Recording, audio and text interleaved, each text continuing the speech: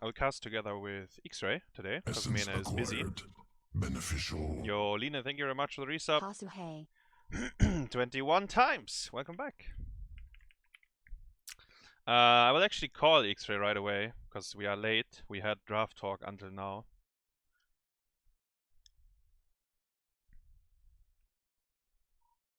See if he's here.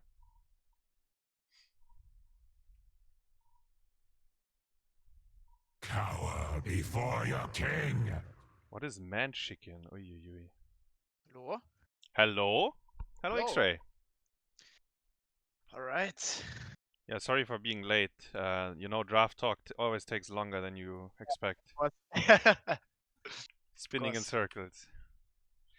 Did you fix your blue screens or whatever your crashes, by the way? I reinstalled Windows and haven't had a crash since. Nice, nice. That sounds good. So yeah, software problem. yeah.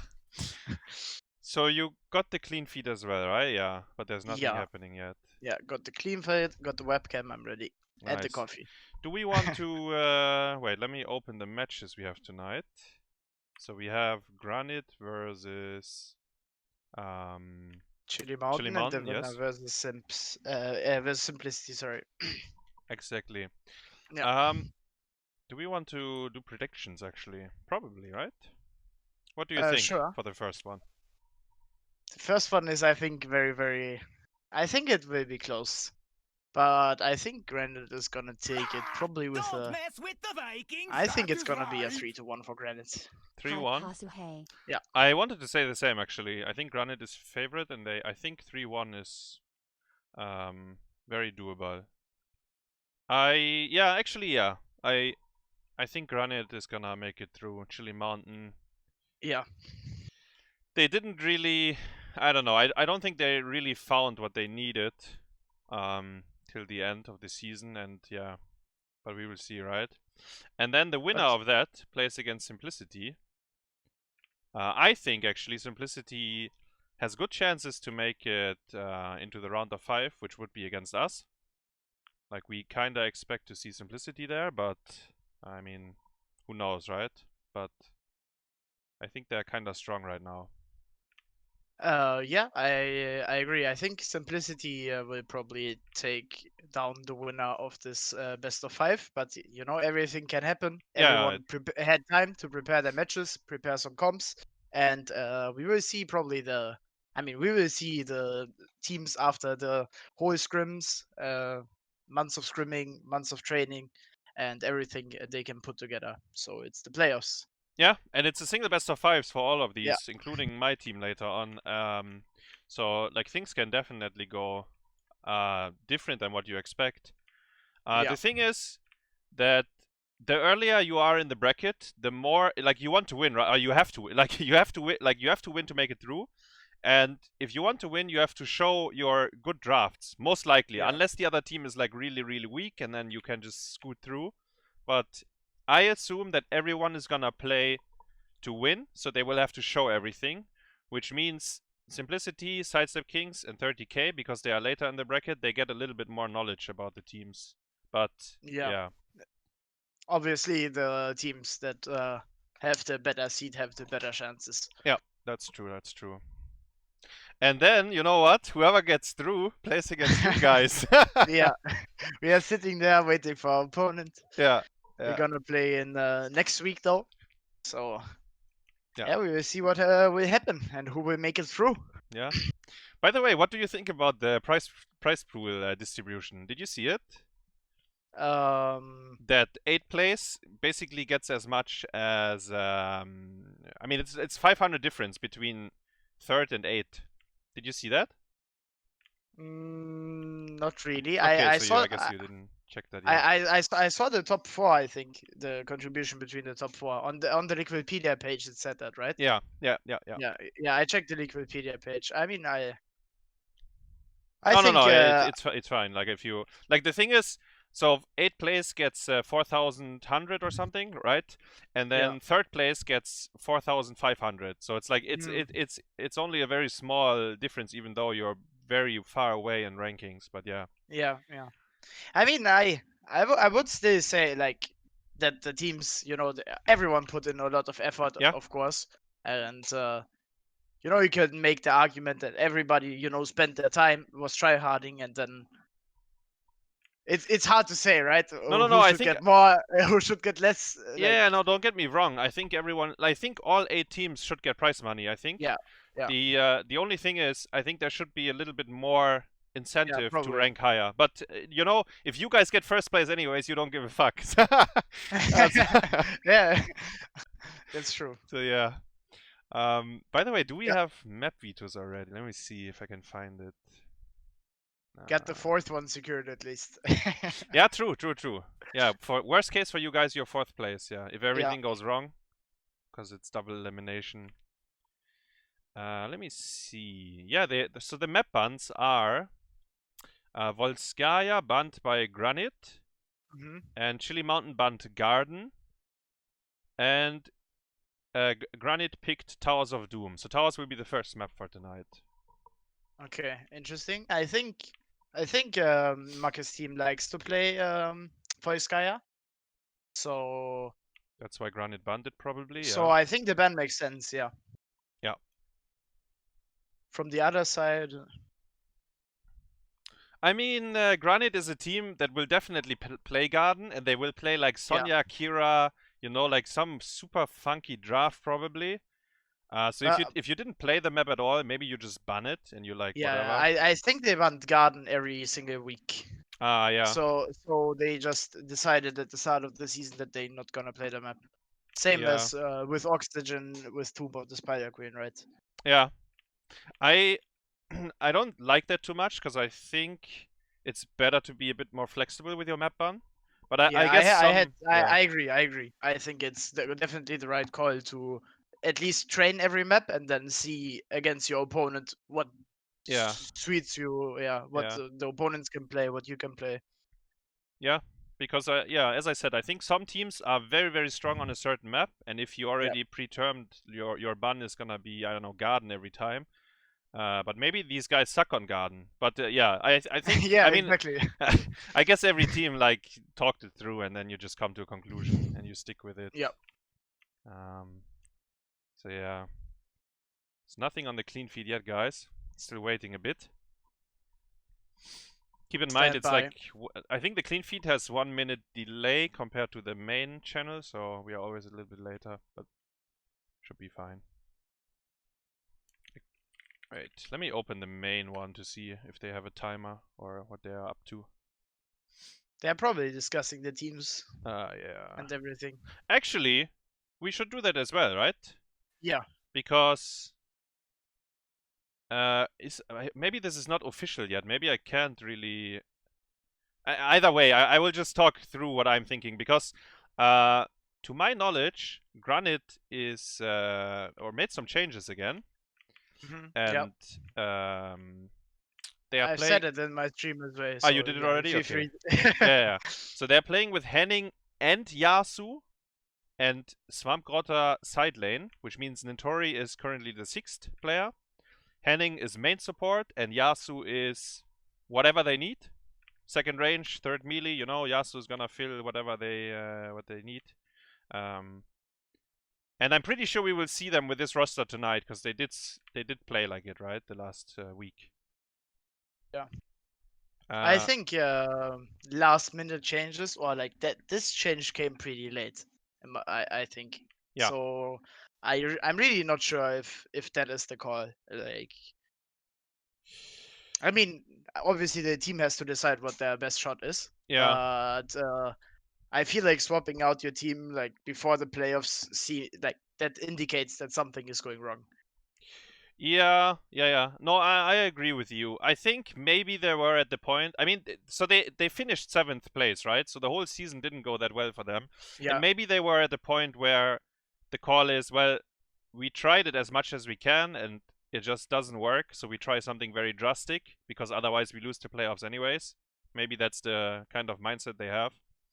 But true. I agree. It's a bit weird to do it like a week before. But who knows? Maybe it gives them better chances. And for Chili Mountain, they made a lot of changes throughout the season, but I think they play with the same 5 boys. So Makke, Darkmok, Darkchimaera, Berghult, and Gia. I don't think Galne will play. But I don't know 100%. Maybe for some special strats, but I believe Gunnar is there like Ascon for Oxygen. Oh, the first game is starting, it looks like. Is it already? Oh yeah, you're right. Nice. And Let's we're get going in. to Towers of Doom for map 1. Let's go. Yeah, let me raise the quality. Okay. Let's go, guys. Towers of Doom. Chili Mountain Granite. First match of the playoffs. It's a best of 5, and Uther gets banned. Gets banned. Alright. Yeah. Hogger. Pogger. Yeah, I think Hogger has to be banned. That hero is just, as people explained it, AoE Pyroblast. Medivh banned by the team that has first pick. Yeah. So Chili Mountain kinda says we don't play Medivh. That will be interesting later on when they are not first pick, I think, because then they have to make a choice to... I mean, they will have to ban Medivh, I guess, every time now, and then they have to ban Hogger as well, like you said. So they have only one ban, in theory. Yeah, exactly. So what is Granite banning here? Varian! Alright, that's a respect ban for sure. Respecting Chili Mountain's Varian compositions that they've run. So Cassia's in... that ban only resulted because they banned Medivh. Skogh is in as well, of course. Yeah, Skogh first pick. So Tychus, Cassia, Skogh, these 3 heroes, there was probably like one of them as first pick. I think on Towers of Doom you could make argument for D.Va as well, because I think she's pretty safe double soaking as well. True. I do agree. Cassia and D.Va. Yeah, that's pretty solid, pretty standard. Yeah, it's kind of the heroes we just talked through, getting a split up. Now it gets a bit more interesting. So they probably would have loved to pick Varian here, I think. Yeah. But it is banned. So what do we get for Berghult? Maybe he doesn't pick a tank yet and he waits a bit. We could see... Yeah, we expected Tychus, right? Yeah, I think a Tychus and maybe the side lane is what we will see. Garrosh Chromie. Yeah. Okay. Yeah. Do you like Garrosh that early? I mean, I think it's here. It's a comfort pick for Berghult, right? He really likes the hero, and maybe they, they have the Skogh into Garrosh with a setup behind, so it's kind of the Varian playstyle, just a little bit different. But obviously, picking Garrosh early already shows what you are up to. And GranitGaming didn't pick that tank yet. That is true. Do you ban Deathwing here as Chili Mountain? Because Garrosh is really bad into it, and I mean you might get... Chromie is decent. Because they could last pick the Deathwing, like you might not have time to answer, but yeah, let's see. Yeah, you have to pick something that is already good into Deathwing. Maybe Johanna ban could also be. Lucio. Oh yeah. They have Yasu, so they are actually afraid of the of the Lucio. But I mean, Henning is a support OTP. He cannot play other heroes, right? Yeah, for sure. Yeah, this is a very strange ban. Maybe there was a double support where they have Lucio plus, I don't know, like something. Henning picks his Anduin. Anduin. Alright, I think Anduin is a good choice. As I said, like the Garrosh already indicates what you're up to, and that's throwing someone in, and Anduin is getting the target back. Yeah, I think Anduin is good here. I kind of like it. Yeah. I think Muradin is a pretty solid pick. He can be really good against Chromie. He's hard to kill, and he's a good light bomb target actually. So is D.Va, I think. Yeah. So having multiple light bomb targets always helps, of course. So, like, the tank might not be in range, and then you can't really use your light bomb if you have like D.Va and Mura. That's already two setups where you can kind of try to get a good stun and then try to maybe burst the Chromie or kill the front line. Sonya and Thrall. And the Genji last pick. So another light bomb. And this one might be the most potent one because he can swift strike in. And then he has X-Strike afterwards, which is a pretty big burst together. So, Sonya and Thrall, So one of them will be in 4-man. I assume it's the Thrall. Actually, I'm pretty sure it's the Thrall, but... Yeah. Sonya is probably double soaking. I mean, the problem is, I don't think they have that many heroes that can deal with Genji. Like, if Genji jumps on Chromie, Garrosh will be in frontline anyway, so he can't really reach the Genji. So, Genji is afraid of Skogh and Thrall, kind of. Because Chromie can't really hit him if Genji dives her, right? And then I think it's gonna be hard then. Because, I mean, Thrall out-attacking Genji is not the fastest way of doing it's it. not gonna it's not gonna push him away. Especially if he goes in with Light Bomb. Maybe if Thrall tries to, he actually gets stunned as well. Yeah. He could go Earthquake to peel more, but maybe they have to go the aggressive road and try to kill, like Sunder, like I don't know, taunt, Sundering, and then you kill them while you die as well, because maybe you can't keep Chromie alive if they really want to dive you.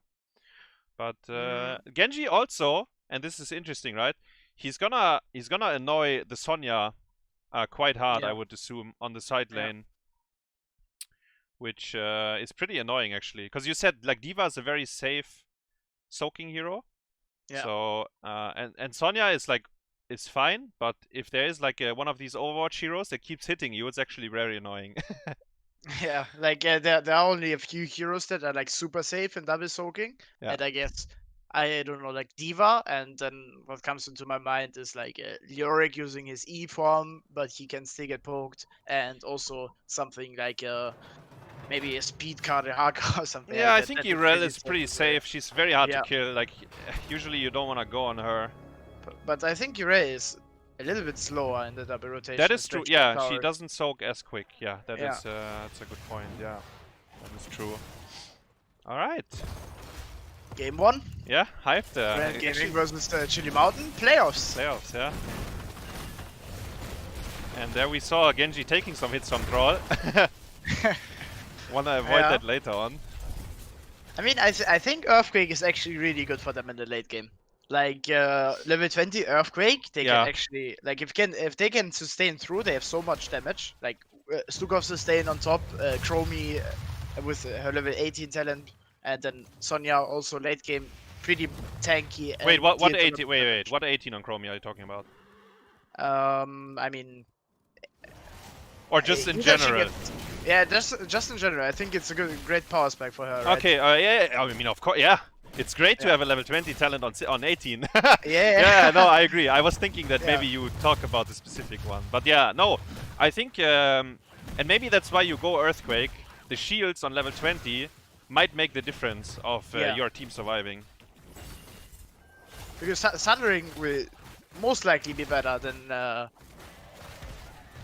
Earthquake in the mid to late game. But they... Genji gets split in, it might go late game though. Can't kill him, of course.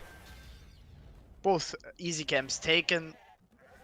Cassia has 0 stacks so far. She didn't meet an opponent yet. She's actually playing very far back as well. Scared of the Garrosh. I guess that's what Garrosh does. Yeah. Yasu found him though.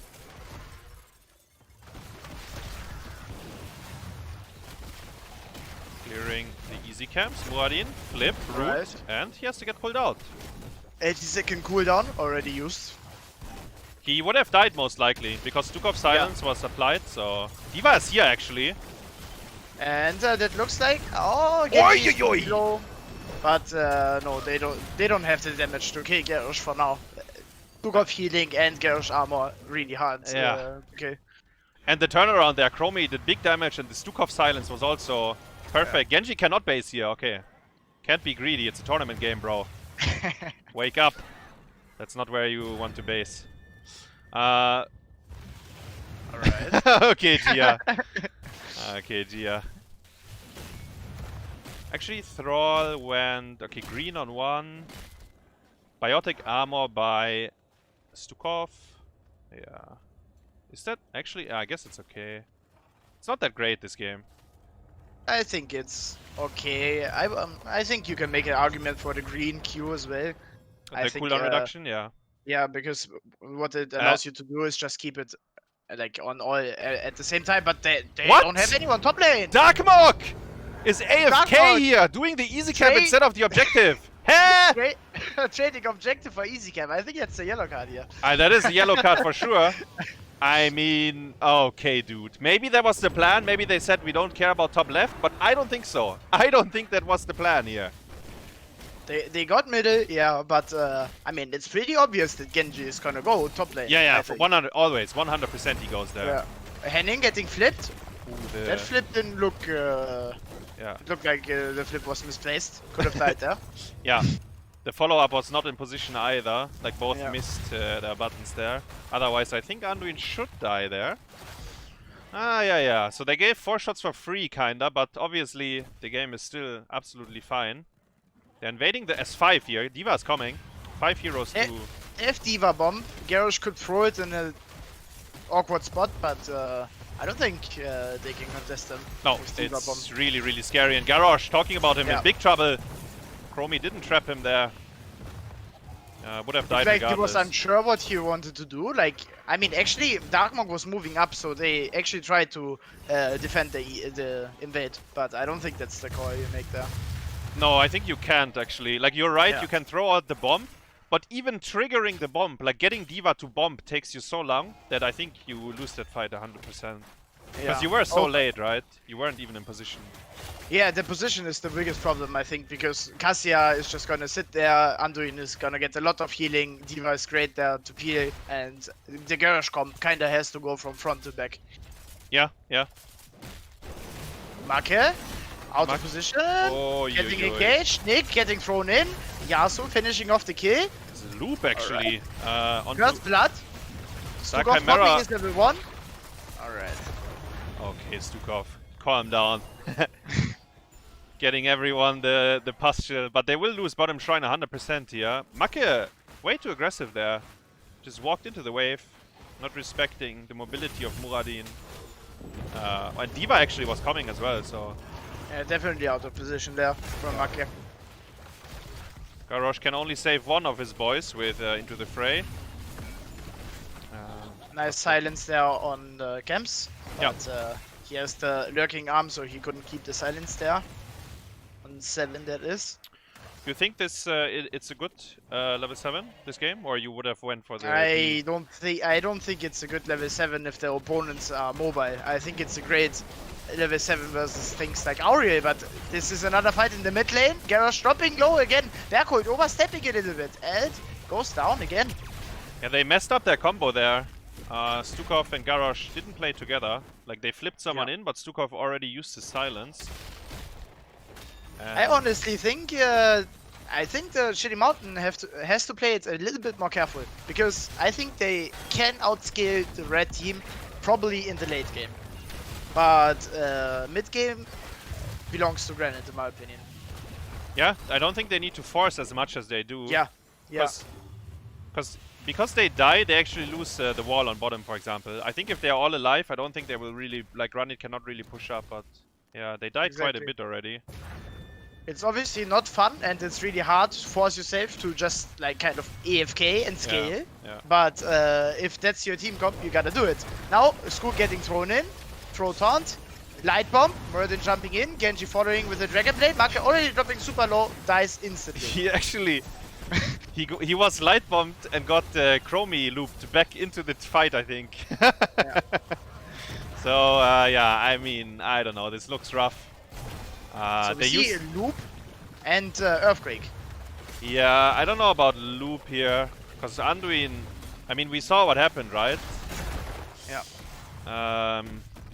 Actually, I guess what happened is he got flipped in, pulled out, and then he got looped back. But the fight was already lost at that point, right? Yeah. So. And he didn't really like.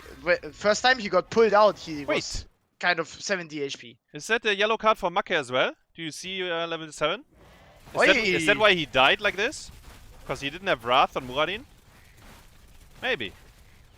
Actually, like they tried to kill Muradin. Wrath is so insane there. Yeah, and yeah, keeping exactly. out attack talent. Ay. Against Cassia blind as well. I think that's a really rough choice. Going for follow through instead of the ancestral Wrath. Garrosh has to Like pop his he's stance. also not gonna sit there and out-attack the enemy's heroes. Like, he's gonna press his buttons and then run. Yeah, he's gonna play more as a mage, I agree. Yeah. Okay, they get out. Almost a full level down.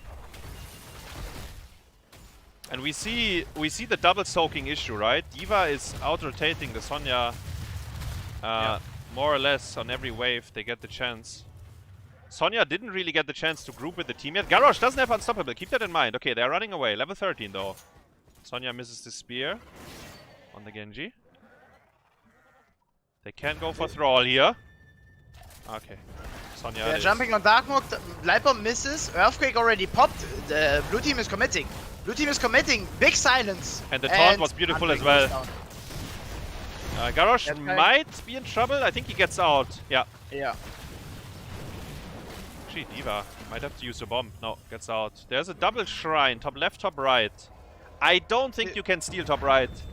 Yeah, Genji I think is... stealing top right is super dangerous. Yeah. Like, especially versus Genji, D.Va, Muradin. All heroes that can be in your backline in no time. Oh, Garrosh missed his combo there. As we are watching Genji just out-attacking the Chromie there, jumping out. Yeah. Sonya used her Wrath. Actually, Thrall! Maybe Genji has to... Wait, he has a Dragon Blade, I just realized. I wanted to say he has to X-Strike out, but that's not the option The D.Va here. bomb on the Garrosh! Oi, the damage! It was big, but they have no follow-up. Yeah. That was good Skogh healing as well, actually. Yeah. So the red team is just going for the invades. They say our 5v5 is strong. If we hold hands, we win. And they go for another invade here. They know that Earthquake is on cooldown, Yeah. and that's kind of the cooldown Chili Mountain has to play around. Garrosh. Missing the storm. Yeah. Big damage on Garrosh though. Lightbomb is coming out. Makke getting stunned. Genji coming in the backline with the Dragon Blade. He deals a lot of damage. The W actually gave him a really big shield. Yes, he was tanking the fort while having his W active, so he got an immense shield there. No one dies though, both teams. Yeah. Was loop? Yeah, actually they used all their buttons beside Earthquake.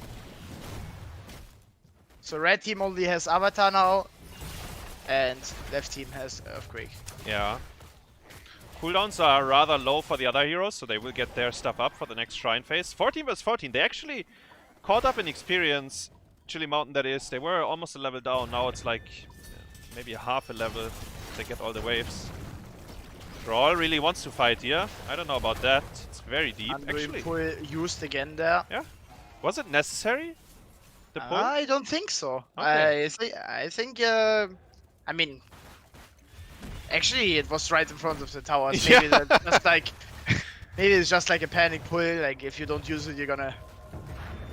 Ooh, Chili Mountain is very indecisive here. Look at the movement on the minimap. We see Chromie left alone on bottom. Now they go to top left.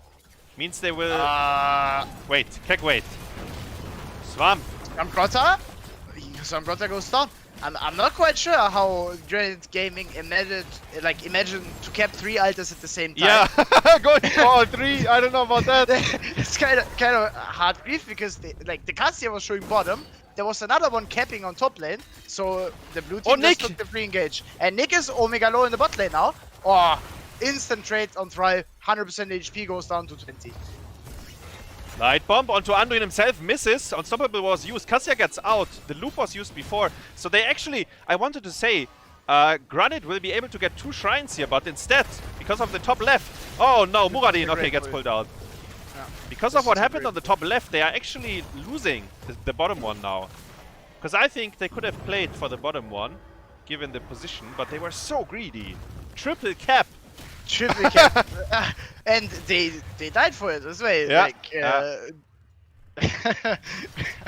Not quite sure. D.Va is hard to kill, but if you land in a Garrosh taunt and the Skogh silence, you might actually die. Yeah. Like he almost got out, but Garrosh flipped the Sonya. Oh, she might die again actually. Yeah, he's dead. This is a sure. disaster for Swamp. Almost looks like my just D.Va. out of position. Yeah, that's just out of position. And they have to keep in mind they're playing versus Loop, of course. Yeah, not respecting. Muradin is next here. Taunt. Light bomb was used, but he's silenced. Yeah. Oh! Hoi, hoi, hoi, what is happening here? Chili Mountain actually stepping up. So I think Granit now making a lot of mistakes, and yeah, Chili Mountain just capitalizing on that. Yeah, absolutely. And Makke is level 7 from a yellow card to 500 IQ apparently. I mean, actually, like the Skogh level 7, how they play it, so they throw a target in and Skogh just follows with the silence. I think for that it makes more sense It's not because too bad, it's right? Yeah. pretty impossible to move out of it. Yes, yeah. And he has Alpha Wolf now, the Thrall. That's a lot of extra damage on whoever they flip in. Oh yeah. Alpha Wolf actually Skogh kills didn't more than- skill yet. You go the heal on stun 100%, right? Yeah. They have Light Bomb, Muradin, Diva stun. Oh yeah. Oh, what is this? Can you... This talent basically when you press to activate your Ah, healing, yeah, it like resets the cooldown of the healing. yeah, it So keeps that going. actually gives you the armor, like, so you have armor up all the time basically. Ah, But okay. not quite sure if you take it over the extra healing. Yeah, I felt like the stun heal. Genji actually. Okay, never mind. Sonya goes in. Diva. Has to be careful as well. They don't want to pull her out. Light bomb, Bomb to great jump! engage! Oi! Oh wow! Beautiful engage by Granit. Cassia flanking together with a light bomb from the side. Genji, Muradin, they all go in at the same time and they destroy them. Absolute destruction. To be fair, Chromie and Skogh, they both got hit. No ice block. Yeah. There was just that they were just hugging each other. You can't do that versus a light bomb that can jump you. Yeah. And Because if that happens, like 3-man stun on the backline, Genji will just swipe them in no time. yeah. One of them can't be hit, because then maybe you can peel. Like maybe the Skogh swipe is enough, or maybe Chromie... Darkmok in trouble! Sonya might die here. Oh no. Oh no. Yasu! Oh, Yasu! Oi, Makke. oi, oi. Makke Okay. securing the kill there. Yeah. Okay, Darkmok 1v3, just like in HCC times. Actually, can they walk on the spot here? Cassia is greedy. She gets it though. Yeah.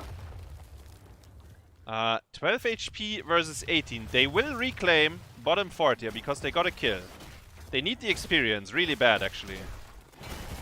Can they maybe go for kills here? Sonya's looking. Ah, they can't. They can't. Oh, So 12 versus 18. 12 is actually already a number where you are like, alright, we lose 2 shrines and boss and then we are dead. yeah. So now both teams will try to raise the level 20, and I think a blue team really wants it for the level 20 Earthquake. That's a huge power spike for them to try to survive the light bomb engage. They see Diva top, but they are 20 now. This is greedy. Can there be a punish? Light bomb? Into nothing. Chromie uses her ice block. Genji in the back. He's double loop. Keep that in mind. Can they kill him? They are not really going for him, but it's double loop! Oh, yo, yo, Henning! Whiffed his pull. Berghult died. Berghult died though. They got him on the retreat. Yeah. Now it's a 4v4. And it's still level 20. Still level 20. Can they get it? They used Earthquake as well, actually. So even if they get 20, it's not gonna be enough here. Cassia got to mid. I guess you play for it, right? It's 4v4. You just... Oh no, Chromie, no ice block. She might be rooted here.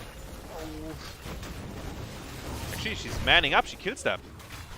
As long as they don't die quickly, I think Skogh can sustain them. But obviously it's very, very... It's always a close call there. And Darkmok going in with the armor. Yeah. They are really trying to force this. Gets stunned though. Oh no, the loop. Disjointed by the mech. Yeah, Gia. This, you should have pulled the cooldown for someone else to step in. But they might bully them out. Looks like. They got it. They got it. So GranitGaming had to tap. Darkmok super low, gets 75 armor, but it looks like he's going to fall. Yeah. Used his ignore armor already, Infinite and ball. Skogh gets catched as well. Oh, yeah, he already used his 20 shield there. So yeah, GranitGaming went to tap. They couldn't hold the position, or like couldn't interrupt Chili Mountain to get the altar cap, but well, Chili Mountain paid a big price for it. Yeah, 2 heroes, so it's free boss, down to 4 HP. So a single altar. To be fair though, single altar bot lane is the next spawning phase. So Chili Mountain will get a fight here. Do they lose any forts though in progress? Because there are only 3 heroes alive right now. Doesn't look like it.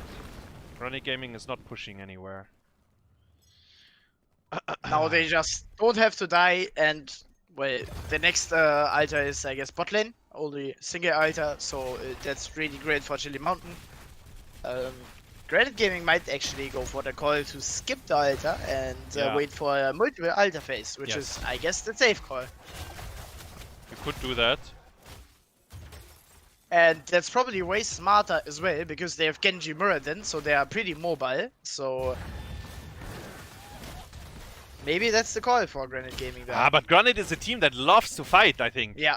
Like they actually, okay, so they do get a fort. I was talking about that earlier. I feel like actually now they're running away, so they don't get it because Garrosh is manning up.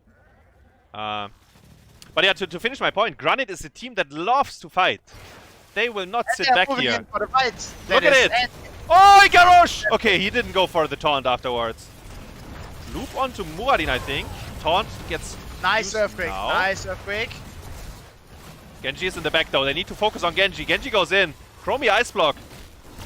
Genji gets out. Chromie, Sonya. I think wasting her ice block there, walking out of the last proc of the shield. She was fine there for another D.Va proc dead? of the earthquake. D.Va. Oh, the Stormbolt actually interrupted Garrosh. Oh no! And then the small pistol. I don't even know. The knockback interrupted his Q. Chromie cannot cap this. Nick on the top left of the fight. But why is Granit forcing it so hard? They don't. Wait, Nick is in the opponent's fort. What is going on here? The fight is just crazy now. Darkmok getting low. Yasu jumping in. Double loop onto Yasu. Darkmok getting healed up. Oh. I think Granit is sustaining through that. Yasu going down. Muradin going down. Oh. Yeah, wait, Muradin going down. Granit is losing. Genji following. Yeah, Granit lost this fight. Hoi, hoi, hoi. At some point, Nick was in the opponent's fort on the edge of the aggro as well. Like absolute insanity by Granit. They love fighting. They just run at you. They for sure said we either win or lose this Yeah, fight. exactly. I mean, it is a win condition, right? Fighting for the shrine is a win condition. It was a bit iffy though. I think the engagement was also not that good. I think the light bomb didn't really hit what they wanted to. And then they were so split, right? Like Genji. Exactly, they wasted the light bomb basically. Yeah, Genji 1v9 in the back, and then I don't know, Sonya on the other side, I guess. But oh. well. Going for the rockets instead of the spell armor. Not sure. 20 rockets instead of the that you get healing, right, by the. Yeah, I mean, I think it's pretty great against the Chromie, but yeah, maybe it's a call here to just poke them, but. Man, D.Va was so lucky that I mean they clutched it. Like she should have died, but they actually clutched it that she got out. Yeah. She didn't get punished. Sonya is reclaiming mid. They have double easy camp on bottom here. That's 6 shots. I don't think they can get them in, but yeah, because Sonya is still showing in mid. There is a camp going on top, and I think they will lose top 4. Oh no, they actually lose top 4. You're right. Yeah. Oh yeah. It's a single shrine again. What about boss? What is the timer on that? We don't know. We don't know. So Chili Mountain with full bottom control now. Yeah. It's a tough position actually for GranitGaming to move in here, and it's Sigil Alter again. It's no sands though, so it's a little bit easier. Usually Chromie has sands here, which makes it very, very hard. But they do have Earthquake anyway, so if you're in, you can't really get out anymore. Thrall steps up here, Garrosh on the side, trying to look for someone. The mountain is splitting up correctly. Skogh is on the right side, Chromie not really hugging him. Now they are hugging each other, but look at Cassia.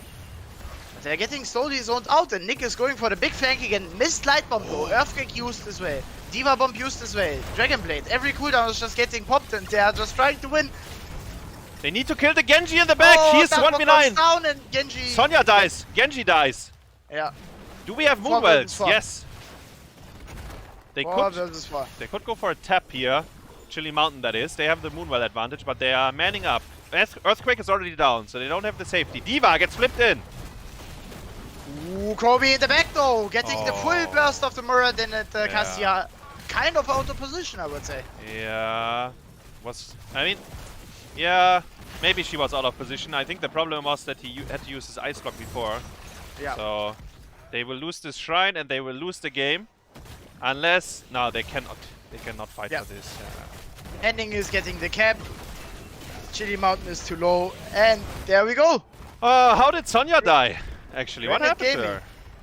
to her? Sonya was in the bush between the altar and where she got the full focus while Genji was in the backline of the opponent's team. And I guess, you know... She wasn't in the earthquake, right? She walked maybe out of the... Yeah, because I feel like if Sonya lives slightly longer, they kill Genji 100% there, I think, with a double loop, because I don't think Anduin can get there in time. But it was rough.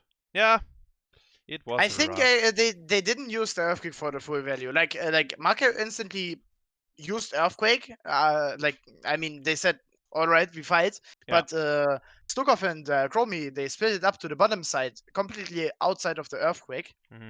True. So they didn't get any value of the Earthquake. They did disjoint the light bomb though, but then they had to fight the Dragon Blade Genji. So yeah. I think maybe Makke pressed his Earthquake too early. Like it was Sonya, Thrall, and Garrosh fighting the others, while Genji and Muradin were jumping in with the light bomb and the Dragon Blade. But I think if he just holds it a little bit longer, maybe they have a good shot. But it's obviously really hard to coordinate that. Like you don't know what. Like, and then they are going in with light bomb. You might as well. Yeah, because if your backline gets hit, you might want to have the Earthquake already in place. I don't know. Yeah. I mean, it was a 1-for-1 at first, but I feel like because XRAYY had to use Ice Block as well, it was very dangerous for her to walk up afterwards. Sure. Hard to say. They had to fight for it. It was lethal, so there's no choice. They kind of got pushed out of a good position, though, right? Like when you think at the very Granit had to walk through mid to get onto the altar phase, and Chili Mountain kind of gave the position more or less for free. They just backed off, all of them. They didn't really want to man up. Yeah, I think it's actually quite hard for them to hold it. I mean, they had a good split around it, but then yeah, maybe it is because of the split. Maybe you cannot hold it that easily. Like you have to split up, and then they kind of just like moved up the tanks from the Granite side and started poking Garrosh and the other front line at the side. And I guess Chili Mountain just went back. Oh no. The coach of Chili Mountain just messaged me, Shrimpy that is. He said 500% sure Makke misclick. I've never seen him taking that talent. And then yes, confirmed misclick. So he did. He wanted the Wrath, but he got follow through instead. Pretty unlucky that it happens in a tournament game, to be fair, but... Well, yeah, misclicks on talents happen, yeah. Because we had so many strange talents in the CCL, and the players actually meant to pick them, usually. But misclicks happen, yeah. Because Ancestral Wrath is actually really good against Muradin and D.Va. Like, they have two heroes where you get insane value from it. But, I mean, that's not where they lost the game, right? It didn't come down to that one, but... Of course. But it actually helps. Like they already... Like, the whole game, they tried to Garrosh flip and burst the Muradin, kind of. Yeah. And even, like, the fight before level 10 is so much better. If they just throw in the Muradin, Ancestral Wrath, he might go down way faster. True. Yeah, that is absolutely correct, yeah. Ah, man. Chili Mountain, though. Like, bad early game, but then they kind of stepped up in mid-game, right? They actually had a decent comeback. And it kind of came down to, like, a very crazy fight at the end. And Granit just loves fighting. Like, they just... they just go in. As you said, like, skipping Alta, no, they don't know that. Yeah, there's no way they would do that. And that's fine. Yeah, there's no way they would do that. Granit kind of, the way they fought though, was very forced as well, right? Because they pressed Light Bomb before they had 100% confirmation where they want to jump to. I think we saw it 2 times happening where the Light Bomb wasn't that good.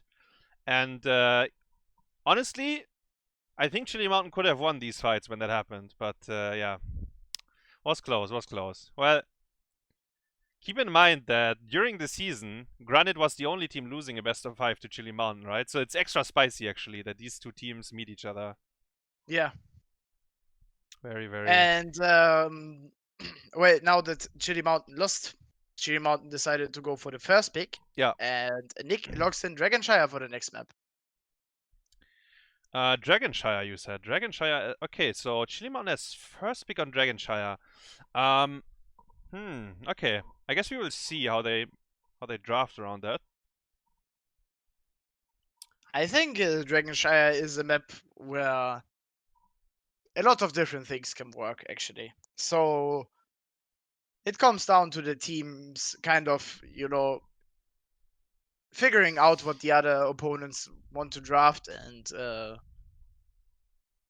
try to base the draft around it, I think. Yeah, actually both teams I think had a little bit of their own touch in terms of drafting. Like we saw the Anduin Genji, we saw very early Garrosh actually, and Thrall Sonya to round it out. So yeah, we'll see. Dragonshire is a very different map though. Dragonshire is very lane focused, and people need to make individual decisions by rotating, doing camps, clearing camps, staying out of vision. Like all these things on Dragonshire are very important. Maybe the map where it's actually the hardest to make these calls yourself, because if you fuck up and like 2 people die because they thought they can fight on the shrine, then you lose the dragon. But yeah, let's get into that one because the draft is starting. Early dragons are usually quite weak on Dragonshire, but Dragonshire is definitely the map where you need a lot of good communication and kind of knowing what is happening on the map. Yeah. Someone is asking if Genji X-Strike works like Janna Falling Sword with Light Bomb. Yes, it does. You can. I mean, Genji should just E in, right? I think it's easier for him. But technically, the answer is yes. You can Light Bomb X-Strike, but I think Genji is very reliable with his E usually. If he has vision, he obviously needs vision, right? You need to see where the opponents are. You cannot just blindly fly in. Yeah, I mean, I think the decision to go Dragon Strike instead of X Strike is the right call, because in theory, Dragon Strike Dragon Strike is just way more damage. Yeah, like, I guess, yeah. The X Strike is a quick burst onto a target, and that's kind of more all-in heavy, I would say. And I think actually Yasu got quite a good amount of value with Dragon Strike. Yeah, I do agree. He got decent value from it. To be fair though, X Strike also counterplays the loop a lot better. And yeah. I mean, okay, I guess you can make arguments for both ultimates. They won in the end, so like whatever you picked was the right choice. We see exactly Lucio and Cassia bans. Uther on the other side. What about Medivh? Medivh is in, and Granit knows that Chili Mountain will not pick it, right? Because they just banned Medivh as first pick. So Granit now making getting another extra free ban, because they just know the opponents won't play it, and now they could actually draft Medivh themselves. Also, the Lucio ban, I feel like maybe they have a intel that Granit would draft double support with Lucio. But honestly, I think they don't need to. Yeah, they don't need to ban it in 1-2. But who knows? Maybe they did their homework. Maybe I mean, obviously Yasu is a Lucio god, but he is playing the third melee or second range here. Henning is a support main. Like he will not play other roles here. For some hangs Wong, Hasu, we are coming for you, Hasu Hardo. Okay. Anubarak very early. Also Muradin first pick, right? This is a Dragonshire. In its nutshell, like these heroes, Anub and Muradin are very, very good on Dragonshire. Yeah. What about Rexa? Although I think Anubarak is kind of showing more than Muradin, because it's just Muradin's best map, but for Anubarak, he's still a little bit dependent on the comp. True. Yeah, I agree actually. I agree. So Rexa made it into that's actually very interesting. Rexa made it through, and Hanzo gets picked here very early. So Gia picked Chromie last game. Now Chromie is in, but they say they don't want her again. Interesting, interesting. Pick Hanzo instead. Wait, but yo, there's like Taikis, Sylvanas. Is Chili Mountain banning Deathwing? Yeah, but maybe Granit doesn't really play Deathwing anymore because now Swamp is off lane. I don't know. It's awkward. I'm thinking about like Granit had the opportunity to pick Rexa, and they decided against it. And Kira ban, another there respect are a ban. few heroes that are good into Rexa, and Kira is one of them. Yeah. And Nick definitely likes to play her, so yeah. But you know what? Granit will just go Sonya again. They are like, and I mean, they didn't get it last game because it was stolen, I think. But like to my knowledge, the Swamp loves the Sonya. Yeah. They didn't pick the side lane yet. She can do the camps. Tychus made it through into the late stages of the picks. Yeah. And there she is. Sonya. Yeah. Picking it away from... I mean, actually, Chili Mountain could play Rexa Foreman, but now I feel like they won't. Because maybe Darkmok wanted Sonya as well for the side lane. He's gonna side lane the Rexa now, for sure. I mean, I'm thinking why such an early Hanzo? I don't know, yeah, that's what I meant, right? There was a lot of other ranges that are good still, so... yeah. Oh, Xul. Wait, so Xul is gonna be 4-man here. But, man, the Hanzo... I feel like Hanzo's out of place here. Like... Yeah, like Hanzo doesn't... He is the hyper carry. Yeah. Hyper carry Hanzo. We have seen that a few times, and I don't think the few times we saw Hanzo hyper carry were that much successful. Like, that successful. True. And the Xul and the Foreman, I mean, Xul is a strong hero, but not into the lineup, I would say. Imperius gets picked as well. So once again, I mean, not once again, but sorry. I was thinking like, what should Gia have picked here? And then I was thinking he's very good on Li Ming, but I guess Li Ming you don't want to pick it into Anubarak. And then I don't know. Maybe he doesn't like Syl for Tychus too much, so they locked the Hanzo. But I feel like, as I said, I feel like he's and you said it as well. He might not be the perfect choice here. He's very good on bottom shrine though. Like fighting for bottom shrine. Hanzo is very good at it because he gives vision. He has good angles for his W. He has a jump, so you can always jump out. But yeah, if you want to kill someone, it's usually not ideal. Yeah, let's see. It's Dragonshire after all, so it doesn't only come down to the team fights, but I feel like Hanzo is a hero that you can only draft if he really is good into the opponent's draft and good on the map at the same time. Something's wrong. True. They're on their way. Yasu lurk. Yeah, I mean, we will see, right? So, wait, what was there? Xul, yeah, Xul is still. I was thinking, what was the other hero? So they have to do camps with, I guess, Xul. It's a bit awkward. Oi, what do I see from Imperius level 1 here? Ah, the W Imperius. So he's gonna clear waves, I guess. Oh, Is that a yellow card already? I actually think so, yeah. You know that's my future teammate. I am really not sure what the W level 1 here. Because, percent damage is insane versus Rexa and Muradin, and you could make the argument here for the Q as well, but I think W is just never the play. Yeah, Nick and Yasu. Oh, big grenade though. Nick knows. Yasu has a flank here. They didn't see him yet. He has vision onto Muradin, and now he gets in. He goes. Muradin it is. And Muradin just fights. Dies here. D, and Muradin goes, yeah. There was a lot of damage in return, but not quite enough to actually get a counter kill. Yeah, it's also split damage. Like, Xul is AoEing, Hanzo is kind of just trying to hit his abilities. Oh, Yasu! Ah! Okay. Right. I think I'll draft you some Lucio when I play well. Actually, Swamp took a lot of damage here on top. Oh, maybe he's Skogh baiting though. The Q. Oy. Oh, Darkmok is trying to trade. Darkmok, you were fine though! Come on, bro! Why don't you just walk out after Anub misses his Q? What? Yeah, Darkmok was actually safe. Skogh missed his Q, he hit his E, so he knew Anubarak has actually nothing apart from right clicks. He tried to trade the kill, but... Oh, no.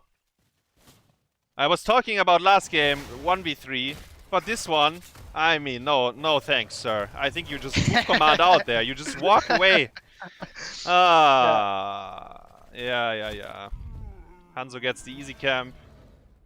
And Granit actually did not start easy or hard. They're just not on any camp. Because they're busy killing people. Xul. Ooh, Makke dropping low. Yeah, I mean, one time, if you get CC'd one time by this comp, Skogh's gonna follow up, Anubarak's gonna follow up, or Imperious, depends on what hero lands the stun, and you're just not gonna get out. They need the Malfurion cleanse. Yeah, yeah, what do you think even about Malf here? Why? Yeah, yeah, like, why do they have I'm not sure, like, especially like Q-build Malf, that's definitely not the healer you want to go for, I think. Like, we talked about Hanzo a lot, but I think Malf might be also very strange choice here. Well. Definitely can see arguments for Malf on maps like Volsky, but we see Dragonshire, the teams are rotating like crazy, so... Yeah, I mean, for now, Malfurion is just playing with the Hanzo bot lane, and they are trying to hold the bottom control, yeah. And obviously Imperious just cannot do anything there. What is Malf thinking here? Which level 4 is he? Like, why is he not choosing? Is there... I mean, you go either Broccoli or Healing Reduction, no? Okay, so he went for Broccoli. Yeah, fine choice. I don't think they really need a healing reduction. I think you only want to pick the healing reduction if you try to one-shot the target. Yeah. Otherwise, the Broccoli will just get more value over time. Berghult landing the Stormbolt though. But it's scary. There's 4 people coming from mid. Yeah. Anubarak now coming in. Doesn't connect. Hits the stun on Muradin though. Muradin jumping out. 1 HP. Oi. Malf! Oh, he does get the heal through. Nice. Furion keeps him alive. Whew. That was really scary, actually. Xul shoved out the mid wave, so they need to soak it. And Xul got the hard camp. Yeah? Xul did the hard camp with the level 4 swipe. Goes full swipe build for now, which is obviously great for taking camps as for clearing waves. And yeah, for now. Oh, Makke. He's fine, I think he's fine, yeah. Malf should be closer to them though right now, because they have bottom control. Needs to give him a heal, there we go. Rexa kind of controlling top, but now I think Sonya is manning up. We see it only on the minimap, sorry guys, but there's a fight on the shrine, Misha versus Sonya. And Misha actually died, so... yeah. Sonya just pressing W on the Misha, that's just so much damage. Yeah. So you actually can't hold the shrine pretty long. Yeah, she can only do that though if she knows where the other heroes are. Because if she is actually auto-attacking Misha, there is a high chance of if you get ganked, you die 100%. Because Misha will stun you and then you get a second time stunned. And they're going for Berghult. Silence connects from Henning and Berghult will just fall here. Yeah. Oh, the Schlong! Connecting as well. Gia is in trouble. Cleanse. Just in time. So he can jump. Because he was slowed. Right. There's still a hard camp down here. Yeah, they need to clear some waves. Darkmok should be fine. The Xul is getting a ton of value. Yeah, I agree. Just going from one camp to another, clearing mid wave like in a second, and he is just super annoying to deal with. And we have Imperious, who is there to clear the waves with W level 1, maybe because of that, but I think if you want a wave gear hero, you just don't go for Imperious. Makke is also, like, he's playing it good though, like he gets out here. Muradin jumped in though, and this jump in might cost him his life. Sonya will come! Berghult again! Oh, straight from respawn, straight from base, going in again, getting picked off. Yeah, I don't think it was necessary to jump in there. I don't think Makke... Oh no, the cocoon as well! Oh, kidnap on Malfurion! Well... Yasu smurfs it. Good night. Is Makke out though? And Schlong. No. And Makke is dead as well. Ah, that's my teammate, Yasu! Securing 2 kills here. Yeah. Definitely Chili Mountain. Oh, the leap! With the leap! Getting the kill on Darkmok, and now Chili Mountain just running in. Muradin died. Everyone just died. Darkmok getting farmed, yeah. On top lane, on bot lane, on mid lane, like they just got farmed. Man, 1 level lead, actually 2 levels. They have a dragon. No one is soaking top. This is escalating, guys. very quickly actually. Oh, look at the big... super Oi, oi, oi. close. We have a Dragon Strike coming in here. Yeah. Nice one, Gia. Nice one, Gia. So I guess that's why you locked the early Hanzo for the broken Dragon Strike ultimate. We have Poison, Nova, Twilight Dream, and Boars. They're actually rotating for Darkmok. Is he gonna get farmed again? Darkmok is dead for sure. Oh, they can just no. here. Oh. Well, And now they just secure top shrine. There's nothing they can do about it. Sonya and Skogh will just push. Actually, they just leave Sonya there alone. And Sonya will just probably go to the fort. A disaster. Imperius is holding position, so Sonya knows. Okay. Losing forts on Dragonshire is a huge deal because you will actually lose position over the course of the map. Not having top, not having middle is already meaning that you have waves pushing in mid and top. So you can't really get the control for the dragon. Makke sitting on the camp again, big engage, big silence, and Muradin just gets one shot by Tychus. Makke is doing the camp still, he's like, guys, can I have it at least? Can I have the camp? Oh, he got it! He got the camp, but at what cost? Actually, everyone dropping super low from Granite. They might overstep here actually, fighting in the hard camp. The up dark. Getting Makke. Alright, Darkmok root. getting speared at the top as well. Yeah. Granite is just running over Chili Mountain here, taking every fight they can get. Farming them. What? Double digit, like 13 deaths already. I don't know who's leading, but I'm pretty sure Darkmok is up there. Muradin is. Yeah, I think Muradin is farming the medal here. Yeah. 1 point for Sweden. No, 2 points for Sweden, 1 for Germany, I guess. Yeah. Oh, yoy. Well.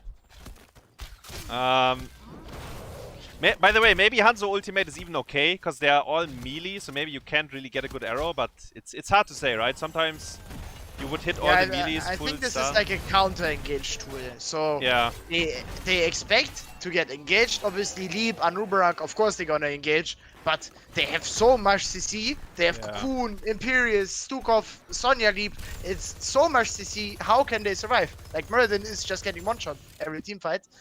I think Muradin just has to play it more careful. And there's the next team, and as we are talking about the last CC, they're just falling apart, mate. Yeah.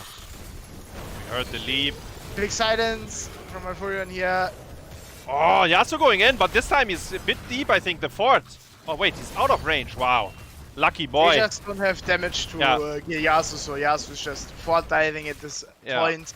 Darkmok clearing the hard camp on top. Meanwhile, Granite securing bottom fort and probably getting level 16 very soon, and the next DK with that. Yeah, it looks rough, and I think the next one might be Rexa on top if they rotate up, because his fort is very low. Yasu, though, this time overstepping. No, the Stormbolt missing. Is he baiting? Ah. Oh, Yasu's going back in. He's going in again. He has his... No, he doesn't have his ultimate. Actually, he's absolutely insane. But he just walks out. Swamp, though. That's another point for Sweden. Swamp getting picked off in the mid lane at the meanwhile, but I think Granite just had to calm down for a second. Swamp paying the price that Yasu should have paid. Like, Yasu tried to run it, and then Swamp is the one that died there. Malfurion is alone on the shrine. Okay. Oh, Imperius with a big flank in Malfurion. Yasu has the teleport. Keep that in mind after 16. He can instantly jump on the Malfurion here. He went for the... Yeah. He can blink onto the mark. And he did have a mark on Malf there. But he... Yeah. I mean, it's a 4v5, right? They... They need to be careful here. Speaking about being careful. Hanzo! Oh, almost! Getting stunned there. They had Cocoon up as well. Didn't use it. Because Sonya... I mean, rotated to top, so if you fight down there, it might escalate. 2 levels. They are going on to the Sonya. Sonya is also super hard to gank actually with the leap. She can just leap out in worst case. They get the shrine though. They stall the dragon, and they didn't die for it. Oftentimes, if people try to stall the dragon like this, they will die, but this time they are playing together very safely. There's a 5-man rotation. Keep it up. Oh no, Muradin. Oh no, Muradin. Muradin is kind of split. Okay, no one saw him. They're diving The into fort the is 1 fort. HP though. The fort is 1 HP. Yeah, The fort is already gone. Makke! His ultimate totally whiffing! What is going on here? Ooh, Dragon Strike doing huge damage to Henning. Yasu alone in the front line. Jumping back in and now, just falling apart. It feels like The Gorge, I mean the Abduct hitting Malfurion there. Muradin is next. Oh, I feel like... Yeah, I don't know. Makke's ultimate didn't hit... Yeah, we see Hanzo Hyper carry. Yeah, Hanzo, They I just mean, don't have the damage. yeah, Hanzo is a joke in this draft. I mean, honestly, he's a joke in this draft. I don't know what to say. Like, I don't think he can step up because he dies. And I also don't think he gets much value if he plays safe. Like, there's just no way for him to have a good game anymore. They start the easy camp, they start the hard camp. Look at Granit, they're taking everything. Oh, oi. 16 kills versus 3 level lead here. Almost. And now the DK is pushing for the keep. While Sonya is still pressuring top with a hard camp. Yeah. Dragon Strike coming out. Yeah. I guess, yeah. They're trying to go for Yasu. They're not 16 yet. Come on, guys. Just wait. 5 more seconds. There we go. 16 is in. Muradin! Wait, what? What's that? Oh, strong onto Makke. Okay, yeah. Makke dies. And Sonya is still pushing top lane. Like, the top keep will They're fall winning at some 4v5 point. here. They're winning 3v5 because the Dragon... Now you they are know. making the rotation towards Sonya. Sonya does have a leap up though. Yeah, they should So try to can't- kill her. yeah. It's the only way they get a kill here. And Sonya, I think she's just AFK! We didn't even show it! They didn't even show it. Cameraman? Yeah. The Dragon onto... I don't think... Can they Berghult? core? I don't think they can core. Can they? They're trying to. They are sieging with the Odin, but yeah, I don't think they can. I think Sonya was just AFK on top. Disconnected, hitting the keep. She didn't even use leap. Actually, the keep might die. Actually, what is Chili Mountain doing? They're not going for core, just defend top keep. Okay, Darkmok is... Yeah, what is... Yeah, it looks like Chili Mountain just wants to go for the next game. Yeah, as well. next game. Let's go next. They are Ooh, actually almost level. I disagree with this, my Furion. Like I don't think you play this my Furion build, especially like I'm not sure. He's like very gets stunned 2 times. He goes down. Yeah. There goes the my Furion. I think they tried to force pre-level 20, but Yeah. the position was so bad to force. I don't know. Anubarak maybe with the... Oh, Yasu blinking in, connecting the schlong, and died for it. Yellow card, but Anubarak will clean up maybe? Actually, Skogh has no buttons. Oh, the grenade misses Yeah, Makke. they didn't wait for Anubarak's Q. Because he did hit actually, afterwards. Oh yeah. Well. They got a kill. Chili Mountain, but it's still 2 levels, man. Yeah. I mean, they didn't get a single fort, as I said. Like, every fort that you take is additional pressure on the map. And now we can see top wave, there's a kata, mid wave, there's a kata, bot wave, there's a kata. Yeah. Chili Mountain just needs, like, if they actually want to control the shrines, they need to go for so many waves, and it's just a horrible position. Yeah, they're This trying is to force almost again. Like, look at them. They're just running onto Anubarak, but yeah, I mean, there's no rewind from Muradin. He can't lock him in position. Yeah. Makke just clears And the way. even if he can, like, Yeah. is Hanzo gonna... Hanzo needs 2 rewinds there to be able to kill him there. Double scatter, full scatter is the only way to kill him there. Yeah, it's true actually. I don't know. I mean, they're just forcing, right? They're so far down. Yeah. They can't play the map anymore. Like on top, you cannot. If you walk to top, you die 100% alone. So they're just manning up. For sure. They have to force the team fight, and they have to hope for GranitGaming to fuck up horribly, Yes. and yeah, hope for a miracle. They need a miraculously fight here. Makke. Kinda lives. Oh, gets abducted. He will die from it. Yeah. And I think Svampgrotta dropping pretty low though. Okay, has getting leap. healed up by Skogh. This will leap. probably be a march to core. Schlong onto Berghult. Oh, Gets interrupted knocked down his again. jump. I think his E is interrupted. Yes, yeah. yes. But they're There's not. the leap there's with the crater. Okay. When did he lock in the crater? I'm wondering. Oh, yeah. The fireworks from the Odin marching to core. Can they defend So again? maybe they created the reason why Sonya died on top lane, why she was pushing the keep, because, wait, after the leap, the Sonya can't get out. Yes. Actually, no, I think she didn't use her leap actually on top. Yeah, Didn't yeah, she, she did, she did. But we didn't see Wait, what maybe they anyway. can't core here. Look at this. Oh, Catapult I mean, gets... Skogh is just so much sustain. They get the Okay, stun now, onto okay, Darkmok. there we I mean, go. Hanzo is just doing no damage here. Yeah, there we go. They got the kill. I think that's what they... Oh, there's the leap with Oh, the crater! Oh, Hanzo though. the Gymnastics. Nick smurfing Okay, him. well... Yeah, this is over. Okay, I'm asking again, can they core? I don't know, like they're still trying. Okay, now they killed everyone. I think they're just farming kids here, fantasy points. Fantasy points. Yeah, they're going for the kids for sure. Okay, Yeah, yeah. This is just. Ooh, another one. Imperious. Setting it up. Oh. Ay. 24 kills. Level 22 versus 19. Granit looked unstoppable in this game. Absolutely unstoppable. Yeah. That was a rough one. No clean feed stats this time. There we go. Oh, we have Makke farming here at some point. Oh, Makke was actually going for the double digits 7 times. followed by all his teammates with 5. Hanzo, the only one. I mean, obviously he shouldn't die as much. I think, I don't know. I feel like the Hanzo pick in the first 3. Yeah. And it could have been a Tychus, right? They could have blocked Muradin, Rexa, Tychus, which is already a solid standard draft. Yeah, kill I'm pressure. not sure. You have kill pressure. Yeah, if you pick you have kill pressure, and you also pick away the Tychus, kind of. So your Muradin can't get one shot. So I'm really not sure in what world you would prefer Hanzo over the Tychus there in the playoffs.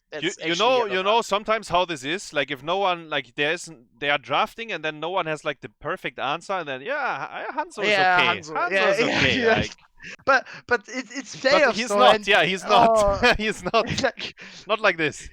He's not okay like this. You can't pick him like that. Like I think you can make an excuse like that in the regular season. Like they didn't really, but now they have made their preparations. They should be drafting on the best. Actually, and having the Hanzo early there just shows that their drafting is not on point in the playoffs. Maybe it was the Anubarak. Maybe they wanted Chromie or Li Ming, and then they saw Anub, and then they're like, we don't want the mage. And then they like, okay, I guess Hanzo is next in line or something. Because I really don't understand the Hanzo pick. It was very awkward. I think the Malf is probably also questionable. But it's also Hanzo into Anubarak. It's not that good. The Beatles are there even. Hitting scatters, eating Hanzo Qs, so he can't even connect the damage if the tank engages. Yeah, true, usually. actually. Yeah, it's not like Hanzo is that good against Anub either. Yeah, I don't know. It was a rough one. The game was really hard, I think, in draft and play. 2-0 for Granite now, and Chili Mountain is 1 loss away from getting kicked out of CCL and securing the number 8 spot. Securing it twice actually if they manage to die off now, because they were already 8 in the regular season, so the playoffs only a follow-up to this. Obviously, I think it's very hard to mentally come back after these 2 maps. I think map 1, they had a fighting chance, but map 2, I feel like was very hard. I think questionable draft, and then they couldn't really play the game. So are they going for first pick again? That is my question here. Let me see if I can find it. Yeah. Yeah, yes. We have first pick for Makke and the BOE for locked in for Granite. Yeah, Granite picked Battlefield, so Chili Mountain has first pick here. And actually, last map, for example, they got the Rexa in 2-3. Like, they didn't even have to first pick it. They still got the comfort with the Rexa on Dragonshire. I don't know. I think the Dragonshire draft, something went very wrong there for them. Yeah. I mean, I know the players from Chili Mountain, obviously. I mean, some of them, and I don't think Darkmok, Berghult, Makke are like big tilters. I don't think so. Yeah, they definitely can, play with the right mindset in the last one. Although every player now has in mind, if we lose this one, we are out. Yeah. That's just a fact, and you have to play with this in your mind. And this is just gonna be a very hard comeback for Chili Mountain. Very, very hard one. I don't think they tilt in the standard like way where people like why didn't you take Sands? Like what the fuck, Romy? Like something like that, you know, why didn't you go Skeleton Mages, or what did you do on bot lane? Like these kind of things. But maybe after the season, you know, because they played pretty long together, maybe they are kind of defeated as well. Like the season was really, really hard, and now the playoffs. I don't know. I think it's super rough to come back for them. I don't know. Like they need a good draft. Okay, so first of all, they need a good draft now on BOE. So this is the chance. You need a good draft. They need 3 good drafts in a row with playing almost like, you know, like you have to defeat Granite with good drafts 3 times in a row. And that's just so hard to pull off. Even if they win the next map, I think it might look bad for Chili Mountain here. Yeah, I mean Battlefield. So Battlefield is a small map. Yeah. And Granite loves fighting, so I'm not surprised to see them going for BOE here. First pick on BOE though, you can get some valuable heroes in the first 3. I mean. Yeah. So maybe Chili Mountain. I actually think first pick on BOE is something that isn't particularly strong. Like there is not the hero where you can say, they're gonna get this hero first, and now the draft is kind of looking good for them. I think it's more like you can pick up something of your preference. Yeah, that's true. Yeah.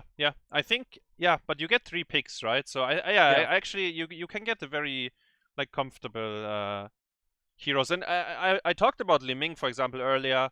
Gia is very good on Liming. BOE is a map where you can go Liming. You could also go Chromie again if they really want to. I feel like Gia might be better on Liming, like in terms of comfort level and how he plays it. Besides that, what else? I mean, Skogh, I think it looked a lot better than the Malv. So you can maybe pick Skogh away as first pick. There's some options for sure.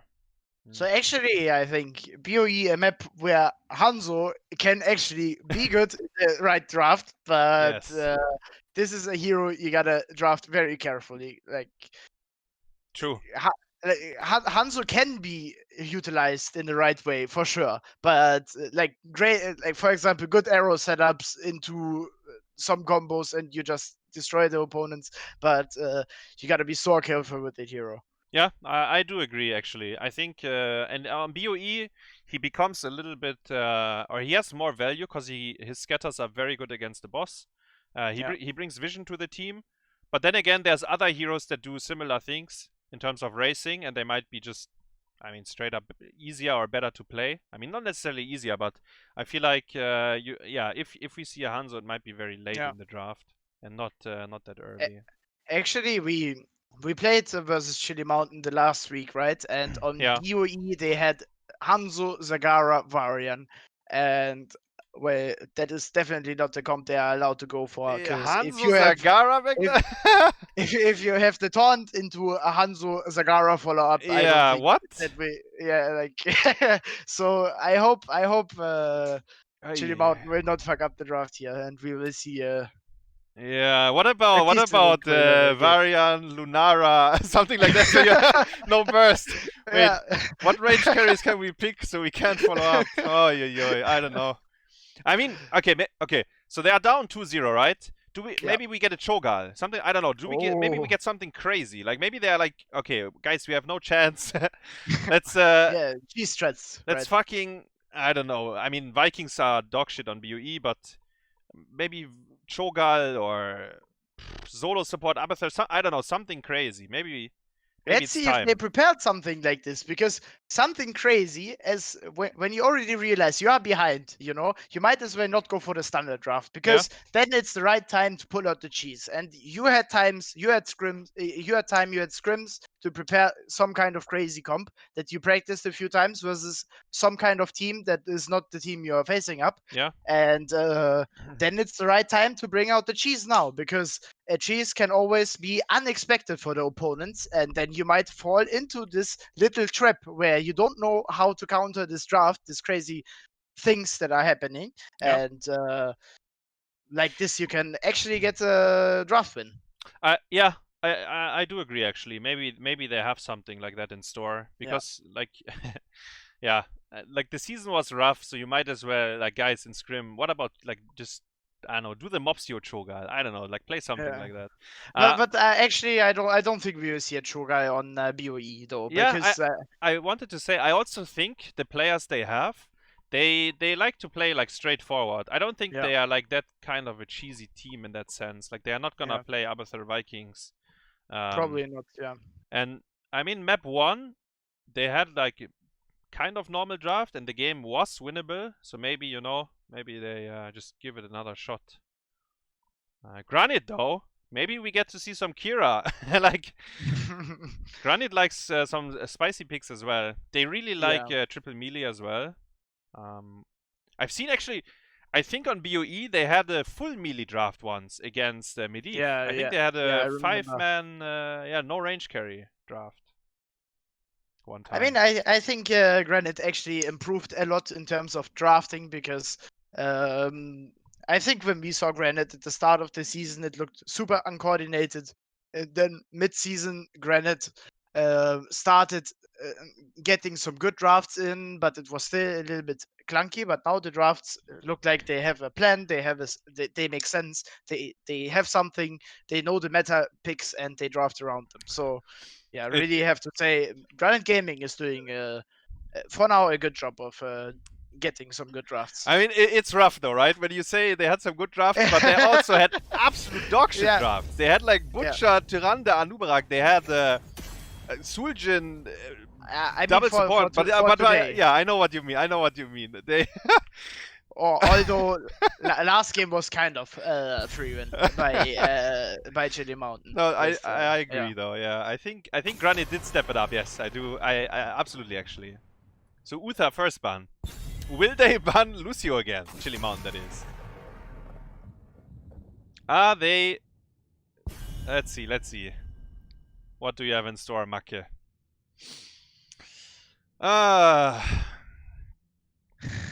So they, can't wait for the ban.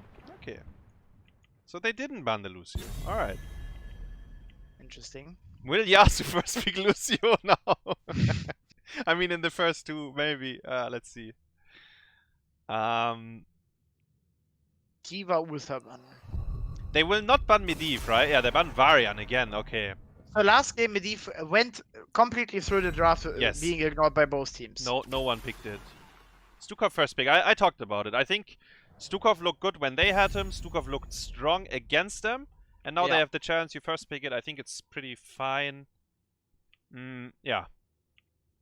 He also, actually, Stukov is also one of the, like, we had Rhaegar back then, who was meta, who hits the Immortal pretty hard, but Stukov actually also has big damage on the Immortal, and also, good on the race. Stukov, Rhaegar, and Monk, I think, are the heroes that can... there we see the Liming, and the Garrosh again. Okay, so they go full comfort, like we said this, right? You said it as well. Yeah. Garrosh is comfort for Berghult. I mean, Makke locked the Liming here, but I think Gia will play it. Probably. We have Muradin Cassia from Granit. Solid opening. This is also one of Muradin's best maps. He can Sledgehammer the Immortal, which makes him the best tank that can race the Immortal. And also, Muradin is a target that is pretty hard to kill. And Cassia is still absolute powerhouse. There's only a few things that counter her, but you need to be very... I think if you let Cassia through like this, you need to have some kind of a plan how to take fights, because if it's too slow, or if Cassia has too much room, she will win the fight by herself at some point. Like, she deals so much damage, she has blind, she can stack infinitely. They ban the Lucio regardless. It's okay though. I mean, Cassia can be run with double support, although Cassia has pretty shitty race on the Immortal. So I think if you're looking at a map that is really, like, this might be the worst map for Cassia in the map pool almost.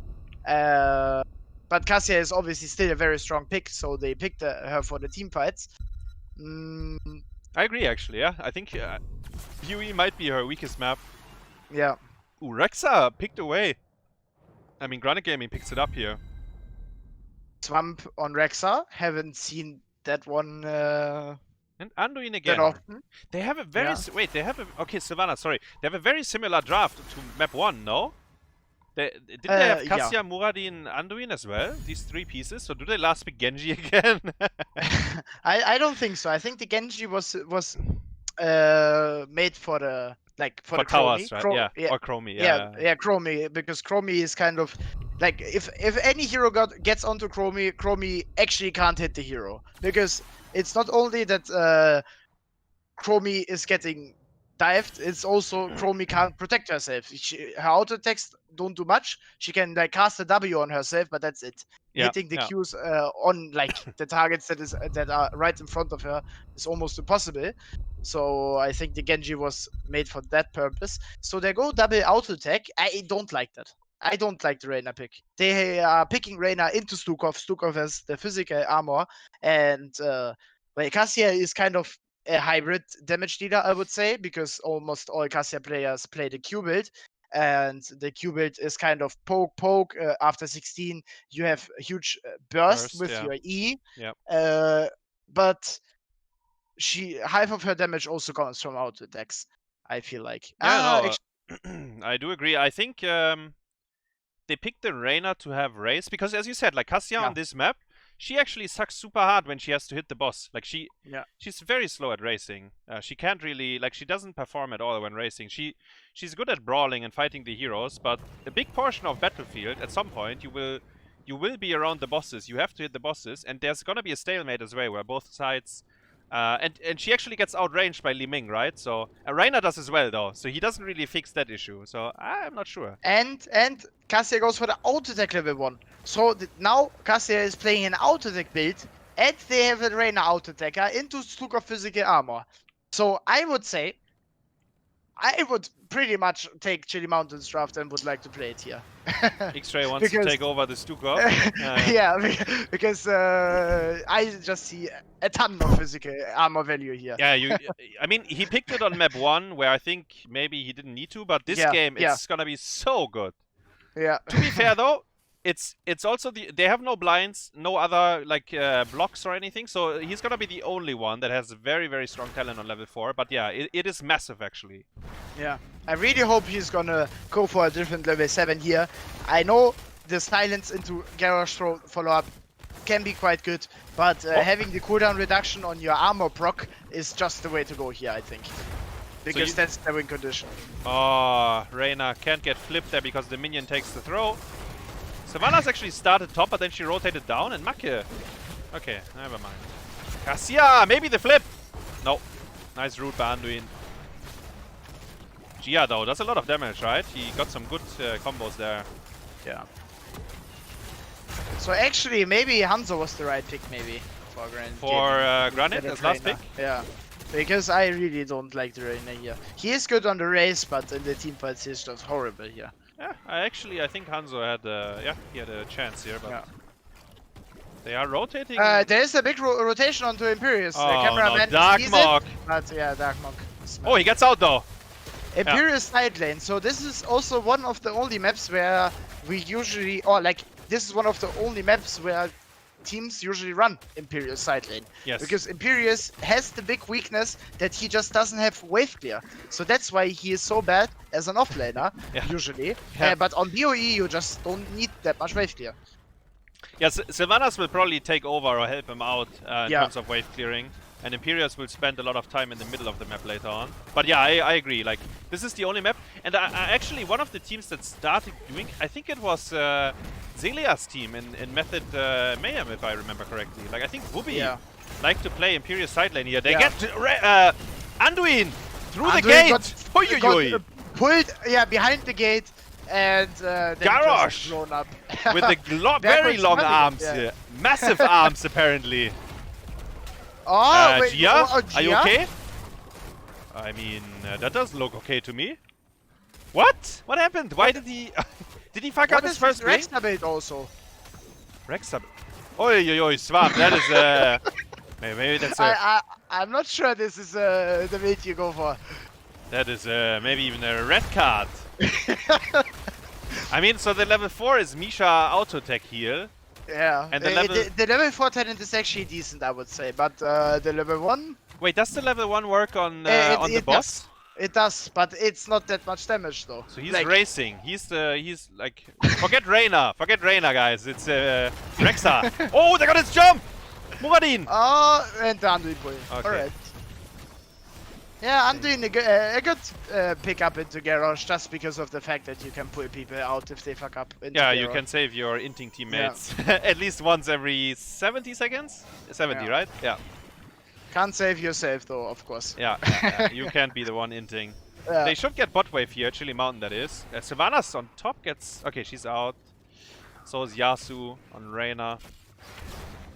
And they actually get the wall down here, Chili Mountain, because of the poke that they did earlier. Garrosh. He is fine. He got Skogh 75%. 75 physical armor. They sustain through, but they are so split. What is happening here? It's so chaotic. They are so split. They have to group up a bit. They have the Skogh that can provide so much value through his physical armor. But even without the physical armor, you just have to group up with Skogh. You every level 4 talent of Skogh needs his team, the team to play together. Yeah, you saw what happened. They flipped in Cassia, and Cassia she just kept walking deeper. She was like, okay, now I'm in here. Like, let's kill all of them. They don't have cooldowns. It was just I don't know. Like they were split and then disconnected in terms of kill pressure. Got the Misha kill. Cassia. Oh, the Schlong missed. Good silence though. I think Darkmok is doing a good play here, just running in. Taking the fight. They don't have Misha, but yeah, they don't get anything else done. Yeah, they needed a kill there, or they deserved the kill there. Chili Mountain trying to stay alive here. The boss is not the biggest, and they are level 7 versus 7. Imperius is soaking bottom, while Granite is actually 5 heroes up here. Uy, the stun almost. Oh no, Garrosh. Okay, he's fine. Skogh got stunned by the boss, but he's okay. They will lose the fort actually. That's rough. Lost the Immortal to some small mistakes. Imperial's death was one of those that made it happen. Yeah. I would say. And first Immortal, first fort already hits. BOE is a map that is one of the maps in the map pool that usually finishes before level 20. I would say. Yeah, it's one of the few maps, that actually. The third, fourth Immortal is pretty strong, and on BOE, if you are losing and you can't get the race connected, then a big shield Immortal can actually deal a lot. Yeah, I agree actually. Yeah, BOE probably, like if you draft, this is the only map where you don't, or yeah, every other map you have to think about level 20 all the time, but BOE you can actually, you can win before. Rexa! Oh, the Schlong! Nice combo there. Berghult and Darkmok. Yeah. Wait, what is happening on top lane though? They're just actually. Well, they got the kill on Rexa, but Rexa, she might as well die for it. And wait, it's only Liming here. She can't even depush this. Oh no! What's happening here even? The Liming flanking 1 versus 2. Yeah, Garrosh. Okay, he didn't get Cassia. He was looking for her. So they lost the keep tower for Rexa death. That's definitely worth for Granite. Both teams are gonna get level 10 though. So it didn't snowball too much. They actually caught a lot of waves and soak, so... I think catching the level 10 is quite doable, even if you lose the first race. Depends on how much you int, right? Depends on how much you int, yeah. Sometimes we see teams only being able to fight the second half because they need to catch level 10 while the opponent is racing the first half. Yeah. But here we see the level 10 is ready for Chili Mountain, and we see the level 10 fight here. Cassie already committing. Already committing to her ult. I mean, it's not the longest cooldown, but Reyna's racing, by the way. Look at Reyna.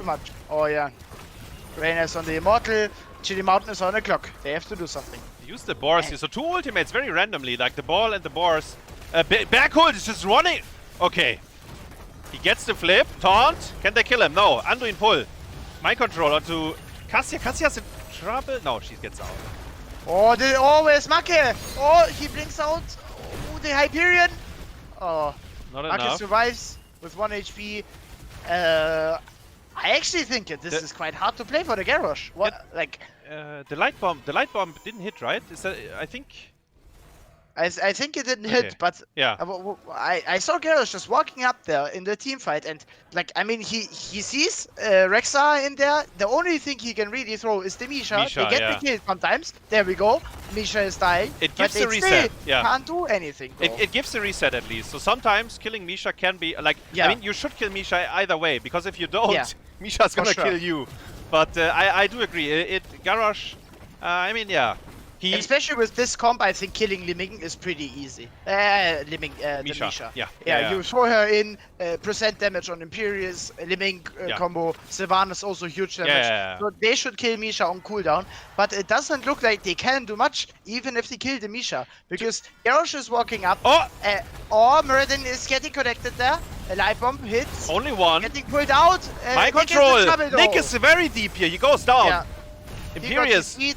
looking for Muradin. Oh, yo, almost connecting with the small schlongs there. The Liming Q, whatever you want to call it. The ultimate.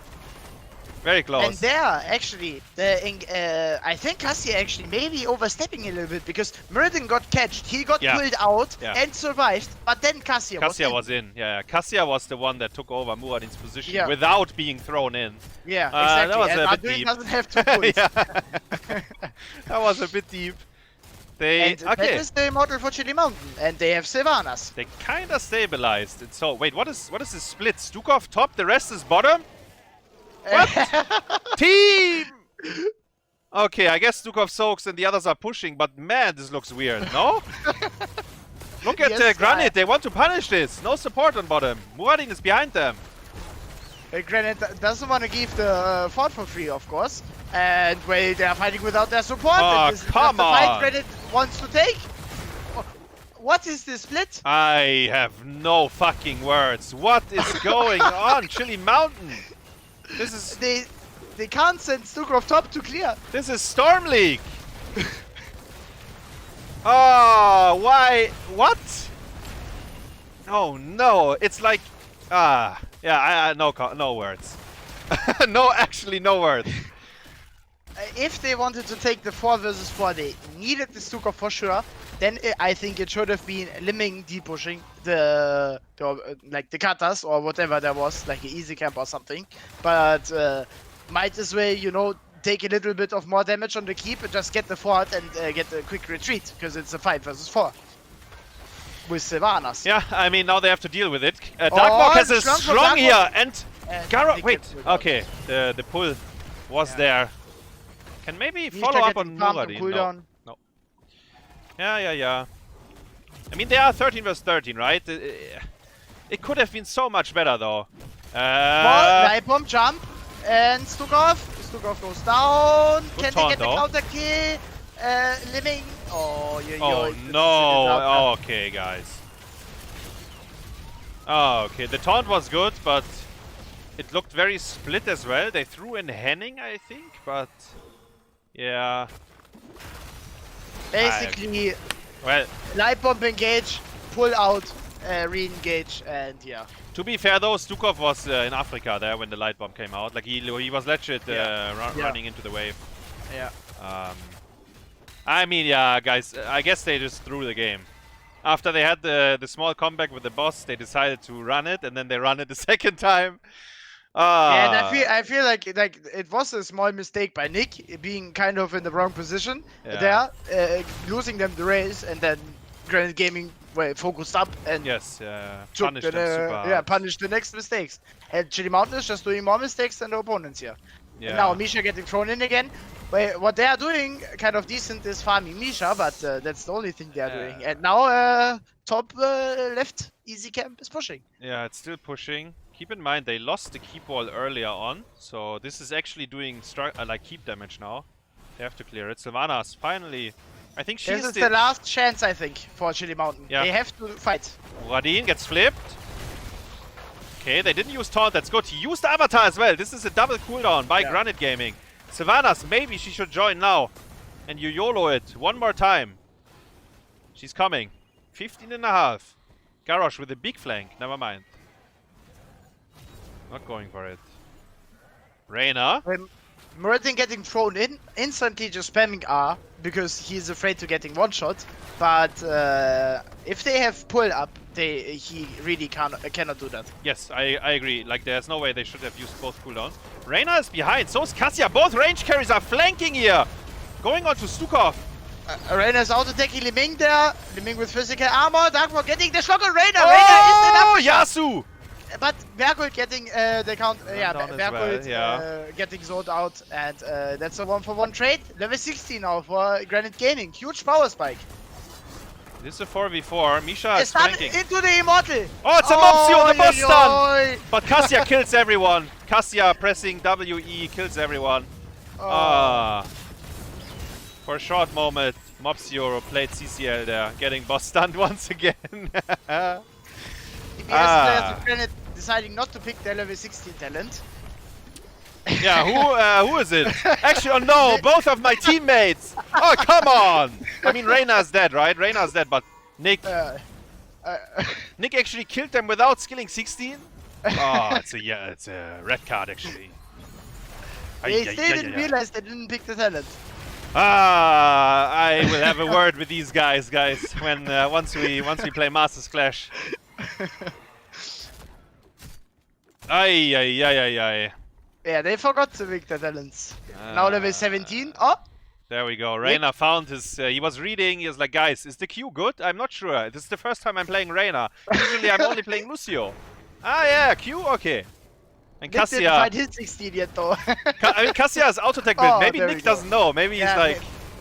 Okay, so he went the... Okay, so he... Okay, whatever.